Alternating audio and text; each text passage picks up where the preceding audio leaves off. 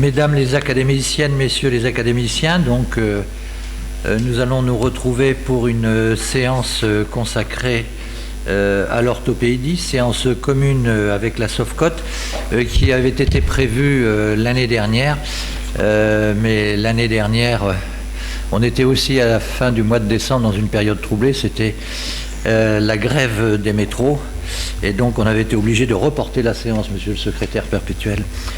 Donc cette séance a été reportée. Je remercie bien sûr Philippe Valenti, qui est l'ancien président de l'Académie d'orthopédie traumatologie, qui va diriger cette séance avec moi. Alors, quelques informations. Je vous présente des ouvrages, comme c'est la coutume. Alors, je le mets comme ça, voilà. Alors, c'est à l'envers, alors... Non, c'est bien, enfin, non, c'est... Il le voit à l'endroit, là ou... Alors, on va arranger ça. Ah oui, parce que moi aussi, je suis à l'envers, là. Alors, c'est un ouvrage de notre ami Alain-Charles Masquelet, qui est professeur d'orthopédie, qui est un bon ami, et qui est bien sûr membre de l'Académie nationale de chirurgie. Et c'est un ouvrage sur la technique de la membrane induite. Membrane induite qui a été inventée par Alain-Charles Masquelet. Technique qui maintenant est utilisée dans le monde entier, y compris aux États-Unis, dans le cadre du traitement, on va dire, des infections complexes osseuses, en particulier sur les membres inférieurs. Je résume bien, mon cher Alain. Tous azimuts maintenant, tous azimuts. Bon. Donc, présentation de cet ouvrage, donc. Merci Alain-Charles de faire ce don à l'Académie nationale de chirurgie. Et je vais laisser la parole à notre secrétaire perpétuel, parce que Alain-Charles écrit beaucoup, mais c'est un autre ouvrage. Monsieur Joannet. Voilà, donc effectivement, donc, vous dire que nous continuons en visioconférence, que vraisemblablement nous continuerons en visioconférence pendant une partie du mois de janvier. Bien sûr, ça nuit à la convivialité, mais pour autant ça ne nuit pas à l'audience. Et donc, nous espérons retrouver notre convivialité dès que ce sera possible, compte tenu de la situation. Alors effectivement, Alain-Charles Masquelet écrit des bouquins, et il y a un autre bouquin qui est sur un autre sujet, qui est... voilà, on n'est jamais trop humain. C'est un ouvrage qui est plutôt destiné aux internes. Non, c'est bon. Et en ligne, il le voit. c'est un ouvrage qui est plutôt destiné aux internes. Et c'est vrai quand on a été interne, on a appris beaucoup de choses en lisant des choses, pas seulement l'encyclopédie médico-chirurgicale, mais des choses qui concernent notre métier. Voilà. Président, est-ce qu'on peut donner la parole au secrétaire annuel? Nous allons poursuivre. On vous donne le... Alors, je rappelle aussi pour les collègues qui sont en Zoom, qui peuvent aussi avoir la possibilité de nous rejoindre sur la chaîne YouTube, c'est ça? Et vous pouvez poser des questions, on a les ordinateurs nécessaires, n'hésitez pas, pour que l'on puisse répondre à ces questions. On fait en sorte que dans cette période quelque peu troublée de confinement, les choses restent finalement assez fluides, et que l'Académie nationale de chirurgie puisse ainsi vivre dans ses séances et dans ses communications scientifiques. Alors je rappelle qu'il y a un temps pour les communications, compte tenu... Alors vous entendrez une petite musique que vous enverra Pascal pour vous dire que votre temps est terminé, parce qu'il faut qu'on puisse discuter. Voilà, et sur le plan pratique aussi, le secrétaire perpétuel et moi-même, nous vous quitterons un tout petit peu avant la fin de la séance, dont la conclusion sera présentée par le vice-président Philippe Marr, en compagnie donc du coordinateur Philippe Valenti. Voilà, je vous souhaite une excellente séance, et je laisse la parole à notre relecteur, si je puis dire, qui va vous faire le résumé de la séance précédente. Jean-Claude Coufinal. Vas-y Jean-Claude. Merci. Alors, juste un instant. Tac. Non, il faut que je le fasse en... Ok.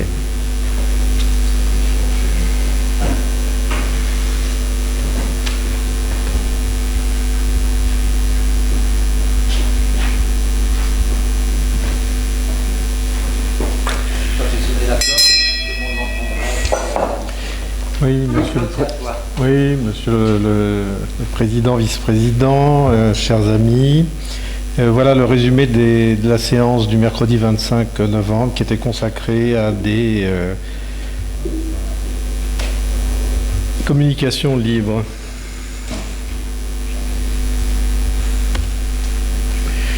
Alors, première communication, Sybille Facca de Strasbourg, place de la simulation dans l'enseignement de la microchirurgie.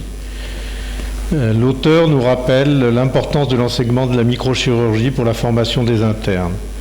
La présentation nous montre le glissement progressif du gold standard de la pratique animale vers les techniques de simulation et d'utilisation des modèles de substitution, conséquence des démarches éthiques appliquées à l'expérimentation animale, de l'évolution culturelle, association de protection des animaux, mode vegan, mais aussi de la réglementation et du coût de fonctionnement des animaleries. De l'adage « jamais la première fois sur le patient », on évolue vers « jamais la première fois sur le rat ». Cette démarche est illustrée par son programme de formation à l'Université Strasbourg, où la simulation prend toute sa place en complément de l'apprentissage sur le modèle vivant. La simulation est intégrée dans un cursus à 4 niveaux. Les validations des niveaux initiaux permettent de meilleures courbes d'apprentissage et un sacrifice réduit d'animaux. Les modèles biomimétiques de substitution sont passés en revue depuis l'utilisation de produits alimentaires, cuisses de poulet, nouilles de konjac, jusqu'au matériel plus sophistiqué et coûteux qui tendent à se développer, simulant la circulation, la thrombose, le spasme vasculaire, qui seront nécessaires pour envisager une totale substitution. Cette simulation devra s'accompagner de méthodes d'évaluation fiables et reproductibles et pourrait être envisagée dans le futur comme un enseignement à distance. Henri Coudane, avez-vous une aide de l'université, ce qui est normal pour un DU? Madame Facca de l'INSERM surtout, car c'est un projet commun, et de l'université pour le parc des microscopes. Albert-Claude Benamou, pour les modèles biomimétiques, avez-vous eu recours à d'autres végétaux pour les textures? Non, pour les modèles biomimétiques, peu d'engagement des industriels en plus. Monsieur Merle rappelle la nécessité d'enseigner la réparation nerveuse en raison des séquelles fonctionnelles de mauvaise réparation. Albert-Claude Benamou, François Richard proposaient la microchirurgie sur la maquette de première année des internes en chirurgie et dans l'enseignement robotique. Olivier Jarde, Damien, innovation des prises en charge transversales en ambulatoire en chirurgie orthopédique. L'auteur nous présente la profonde transformation de l'hospitalisation en orthopédie suivant l'évolution de la progression de l'ambulatoire et du développement de la réhabilitation précoce, dont les pratiques de prise en charge et les impératifs organisationnels sont rapportés et détaillés. L'auteur rapporte ensuite les résultats d'une enquête de satisfaction portant sur une série de 1800 cas avec 2 questions qu'il considère comme hautement significatives. Êtes-vous satisfait de cette modalité de prise en charge? Positivité 95%. Recommanderiez-vous ce type de prise en charge à vos proches ou vos connaissances? 94% de réponses positives. Une interrogation concernait le bien fondé de cette prise en charge pour certains patients, ceux atteints de maladie d'Alzheimer, présentant des troubles cognitifs ou âgés de plus de 80 ans. L'étude a montré le bien fondé d'inclure ces patients dans ce mode de prise en charge, en révélant même des aspects très positifs, moins de désorientation et sécurité accrue à la sortie, par un meilleur traçage du parcours, une implication des familles, des éducateurs et de la gériatrie. Dans les éléments améliorés après l'étude, le cloisonnement au lieu d'attente pour préserver la confidentialité et l'intimité des patients.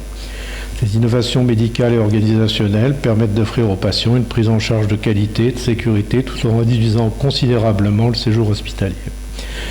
Question de M. Merles, qu'il souligne le problème de la confidentialité et de la nécessité de box. Voyez-vous moins d'algodystrophie avec ces prises en charge? Oui, car en appui plus précoce, Henri Coudane n'a pas observé cette différence et n'offre l'idée d'une étude. Monsieur Merle, au Luxembourg, l'ambulatoire est autonome, ce qui a permis de continuer à opérer pendant le plan blanc. François Richard souligne que cette nouvelle organisation a été mise en place à la PHP pour le 2e confinement et son action à l'ARS pour la sanctuarisation chirurgicale. Henri Coudane souligne combien ces organisations rapprochent chirurgiens et anesthésistes. Didier Ola, Paris, l'information des patients, chimère des temps modernes pour les chirurgiens. L'auteur nous fait un exposé très complet sur le challenge que représente la manière d'informer correctement les patients, imposant une qualité de communication pour une bonne compréhension et le souci des exigences légales et réglementaires en prévision d'éventuelles situations médico-légales. Rien n'est satisfaisant. La compréhension des patients est partielle, l'information ne peut pas être exhaustive, la loi n'est pas précise et les situations sujettes à l'interprétation légion. Enfin, en cas de conflit, la charge de la preuve revient aux praticiens. De façon impérative, priorité aux documents écrits afin d'assurer une parfaite traçabilité. Tous les contacts avec le patient sont consignés, le courrier est rédigé de façon formalisée en respectant les éléments réglementaires. Donner au patient, après explication orale, une fiche d'information, de préférence validée par une société savante. Notez ce détail dans le courrier et archiver la fiche du consentement. Un focus est fait pour les prises en charge RAC et ambulatoires où l'exigence doit être maximum, avec consignes pré- et post-opératoires expliquées, documents à l'appui et l'ensemble des papiers de sortie remis. L'auteur conclut de manière rassurante, ne pas se laisser dévorer par le monstre, assurer un climat de confiance, ne pas verser dans la médecine défensive, respecter l'usage des bonnes pratiques, être exigeant sur la traçabilité, consultation et dossier. Philippe Marr, intérêt du schéma, réponse difficile de l'archiver. Henri Coudane félicite Didier Ola et engage un débat d'experts sur le délai de réflexion et la signature du consentement. La signature n'est pas obligatoire, mais dans l'usage est passée pour presque indispensable. Albert-Claude Benamou, comment réunir une preuve absolue de la bonne information et de la compréhension. Cette situation est une source d'ennui. Enregistrement vidéo, comme en téléconsultation, la lettre, mais elle est adressée à un autre collègue. M. Merle dicte sa lettre devant le patient et lui adresse un exemplaire qu'il peut aller discuter avec son médecin traitant. Henri Coudane fait référence à un arrêt de la Cour d'appel de Bordeaux. La lettre dictée n'est pas une preuve nécessaire et suffisante. Didier Ola cite une pratique à Chicago où le patient ne peut être opéré que s'il passe un quiz avec succès sur le sujet. Xavier Rio, Nantes. Hommage au professeur Hippolyte Morestin, chirurgien maxillofacial et chef de la 5e section des blessés de guerre de l'hôpital du Val-de-Grâce. L'auteur nous retrace la biographie d'un de nos illustres collègues. Hippolyte Morestin, né en Martinique en 1869, études de médecine à Paris, chirurgien des hôpitaux, puis professeur d'anatomie en 1904. Il exerça à Saint-Antoine, Thonon et Saint-Louis avant d'être nommé par décret en 1914, médecin militaire au Val-de-Grâce chargé des blessés de la face pour la 5e région militaire. Officier puis chevalier de la Légion d'honneur, il s'impliquera dans le traitement des blessés de la face jusqu'à son décès en février 1919, survenu après avoir contracté la grippe espagnole. Auteur de 643 articles et d'un livre, il s'intéresse avant la guerre à la chirurgie esthétique et au traitement des cancers labiaux, buccaux, pharyngés et maxillaires. Auteur de l'opération du plancher de la cavité buccale qui porte son nom. Il consacrera 45 articles à ces techniques, toujours innovantes, de reconstruction des blessés de la face, réalisant les premières greffes cartilagineuses et ses autoplasties en jeu de patience sans apport de tissus étrangers par multiples rotations sans lambeaux. Il était très apprécié de ses patients qui le railleront affectueusement dans la revue satirique La Greffe Générale, qui était publiée par une association de gueules cassées. Clémenceau nous laisse un témoignage émouvant, un cœur d'or, une grande bonté, une grande douceur avec ses malades. En février 1919, le monde médical est en deuil. Un vibrant hommage lui est rendu et une foule imposante accompagne sa dépouille au cimetière du Père-Lachaise. Léon Dufourmentel lui succédera.